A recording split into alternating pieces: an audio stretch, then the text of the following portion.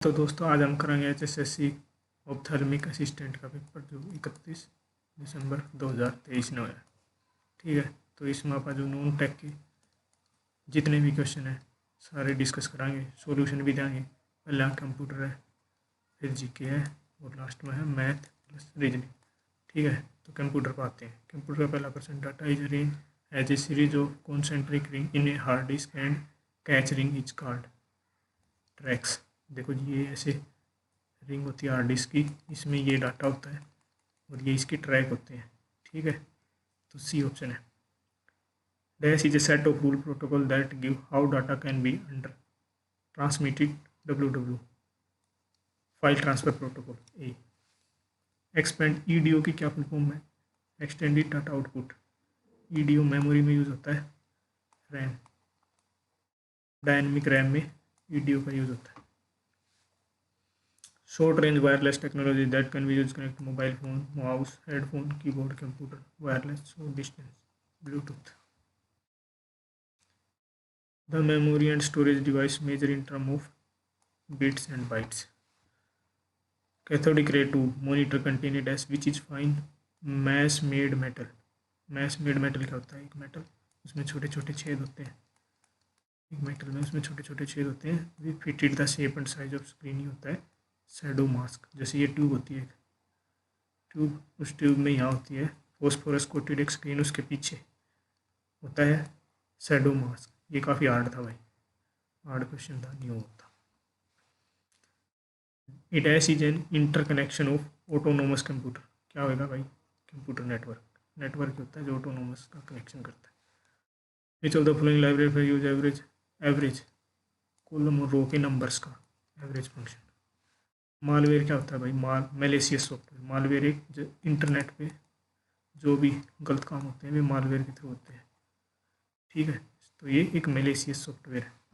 Which of the following common distribution channel for malware. सबसे common है भाई email. Email में स्पैम करते हैं, मतलब कि आपको ईमेल में कुछ फाइल या कुछ भी गलत चीज़ डाल के ईमेल में दे देंगे और फिर आपके कंप्यूटर को हैक कर लेंगे, या आपकी कोई पर्सनल इन्फॉर्मेशन है उसको निकाल लेंगे। ये सब मालवेयर के थ्रू, लगभग 94% जो चीज़ है वो मालवेयर के थ्रू ईमेल में होती है। तो इसका आंसर आ जाएगा बी। अब आ जाते हैं जीके पे। ओल्डेस्ट कॉन्टिनेंट, अगर हम एज के हिसाब से देखें ना, एज के हिसाब से तो आएगा ऑस्ट्रेलिया। ठीक है, पर ऑस्ट्रेलिया इसमें ऑप्शन में नहीं है। और अगर हम देखें कि पहले सबसे बड़ा कॉन्टिनेंट था हमारा पैरा हुआ, उससे एक कट गया था, वो नॉर्थ अमेरिका सबसे पहले कटा था, नॉर्थ अमेरिका। ठीक है, ये first country all public transport free जिसमें पहले करा था लग्जमबर्ग। ठीक है, डुअल गवर्नमेंट सिस्टम किसने अबॉलिश करा था? वॉन हास्टिंग ने 1772 में। इंडियन ग्रीन रिवोल्यूशन का फादर कौन है? MS स्वामीनाथन सी। वर्ल्ड लार्जेस्ट न्यूज एजेंसी क्या आएगी? Return. Haryana government Yamunanagar district में किस विलेज को सरस्वती नगर कर दिया गया है? मुस्तफ़ाबाद। 1996 में कौन सा कमीशन था जो हरियाणा और पंजाब की बाउंड्री डिस्कस करी थी? शाह कमीशन। सोशलिस्ट, सेकुलर और इंटीग्रिटी भारत के कॉन्स्टिट्यूशन में 1976 में कब ऐड करी गई थी? कौन सा अमेंडमेंट था? 42 amendment, C option. Which among the following district Haryana Kunal परियडप्पन साइट कहाँ पे डिस्कवर हुई है? कुनाल कहाँ पे? कुनाल है भाई फतेहाबाद। सोनाकार मेला कहाँ लगता है? सोना है गुड़गांव में। दीन बंधु Chhotu Ram thermal power plant कहाँ है भाई? यमुनानगर में। ठीक है, ये जीके के क्वेश्चन हो गए। हम आ जाते हैं रीजनिंग और मैथ पे। तो रीजनिंग का पहला question, if a clock place in A such way that 3 बज के आवर की वो वेस्ट पे। तो देखो ये मैंने डायग्राम बनाया, ये 3 बज रहे हैं। ठीक है, तो यहाँ पे वेस्ट है, ये आवर की सुई है, ये मिनट की सुई है। अगर 4:45 हो जाएगा, तो 4:45 हो जाएगा तो ये मिनट वाली सुई 9 पे होगी। 9 इधर वेस्ट है तो इधर ईस्ट हो जाएगी, तो इसका आंसर आ जाएगा E। अगला क्या है? जेनवन का ऑथेंटिक है तो मिराज का इल्यूजन। मतलब जेनवन एक ऑथेंटिक पर्सन है, मिराज यानी कि इल्यूजन हो रखा है भाई। मिराज जैसे ही मिराज होता है ना, जैसे कि मरुस्थल होता है उसमें हमको दिखता है कि यहाँ पानी है, पर हम जाके देखते हैं वहाँ कुछ नहीं होता, तो ये इल्यूजन होता है। ये सीरीज को कंप्लीट करना है, जैसे ABCD E और यहाँ आएगा F। ठीक है, फिर CDEFG, यहाँ पे आ जाएगा H, फिर आएगा EFGHI, फिर यहाँ पे आ जाएगा G, तो C। अब ये मैथ के क्वेश्चन है 3, ठीक है। तो इनके पहले मैं आंसर बता देता हूँ, अगर कोई सोल्यूशन में इंटरेस्टेड है तो बाद में सोल्यूशन कराऊंगा, नहीं तो आप आंसर देख सकते हो अगर मिलाना है तो। इसका डी आंसर है, इसका भी डी आंसर है, और इसका सी आंसर है, ठीक है। अब सोल्यूशन पे आ जाते हैं। ये फुट ऑफ परपेंडिकुलर इस पॉइंट से इस प्लेन पे ड्रा करते हैं तो उसके क्या कोऑर्डिनेट होंगे, 3D का क्वेश्चन है। अब सॉल्यूशन देख लेते हैं। हमने ये टी पॉइंट ले लिया, ये हमारा प्लेन है, ये फुट ऑफ परपेंडिकुलर यहाँ पी पॉइंट मान लिया, यहाँ पे ये n1 वेक्टर निकाल लिया, इसमें से इसको जैसे x1 -1 y -3 z -4 से ये आगे कोऑर्डिनेट, ठीक है। अब ये इसका जो प्लेन वाला जो वेक्टर है वो निकाल लिया, 2 -1 2 इसके कोफिशिएंट ले गए, और इससे ये प्लेन ड्राइव कर लिया x -1/2 = लैम्डा, और यहाँ से हमने इसके पॉइंट निकाल लिए x y z। x क्या आ जाएगा 2 लैम्डा + 1, y का आ जाएगा -λ + 3, और z क्या आ जाएगा लैम्डा + 4। ये हमारा पॉइंट आ गया P, और ये पॉइंट हमारा किस प्लेन में है, इस प्लेन में। तो यहाँ हम इस कोऑर्डिनेट को रखें के सेटिस्फाई करेंगे तो हमारे लैम्डा की वैल्यू आ जाएगी -1। फिर इस -1 को इस पे P पे पुट करेंगे तो P की वैल्यू हमारी आ जाएगी -1, 4 और 3, डी इसका आंसर हो जाएगा। अगला क्वेश्चन है कि 5 गर्ल हैं 3 बॉय हैं, और हमें उनको एक रो में ऐसे बिठाना है कि कोई भी 2 लड़के इकट्ठे ना आए।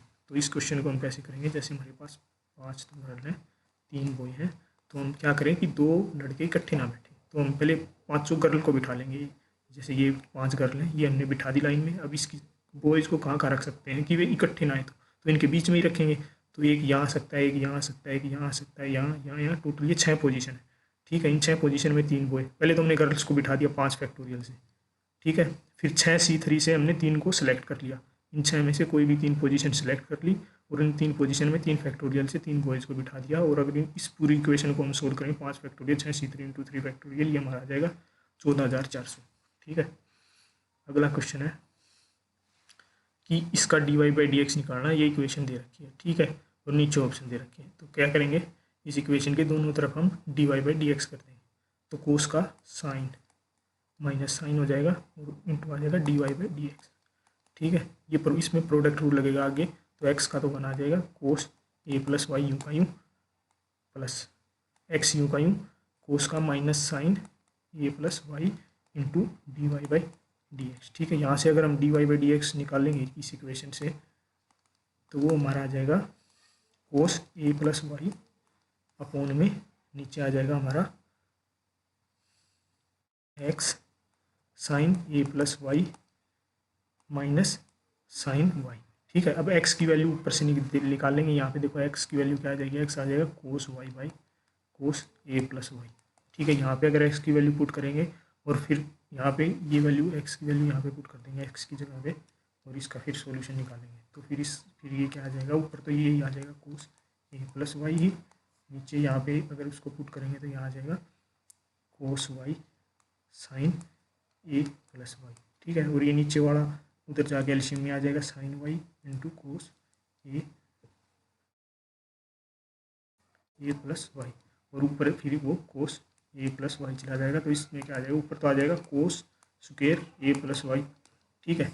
नीचे इस पे फॉर्मूला लग जाएगा, क्या कौन सा फॉर्मूला लग जाएगा, साइन a - b क्या होता है, sine a cos b minus cos a sine b, ठीक है। ये फॉर्मूला लग जाएगा, और ये आ जाएगा साइन a, इसका आंसर आ जाएगा यहाँ पे सी, ठीक है। तो ये हमने करा दिए नॉन टेक के जितने भी थे। तो इसमें भी मैं बता देता हूँ कि मेरी क्या एनालिसिस है पेपर को देख के, अगर किसी ने एनालिसिस देखनी है तो रुक जाए, नहीं तो वीडियो छोड़ के जा सकता है।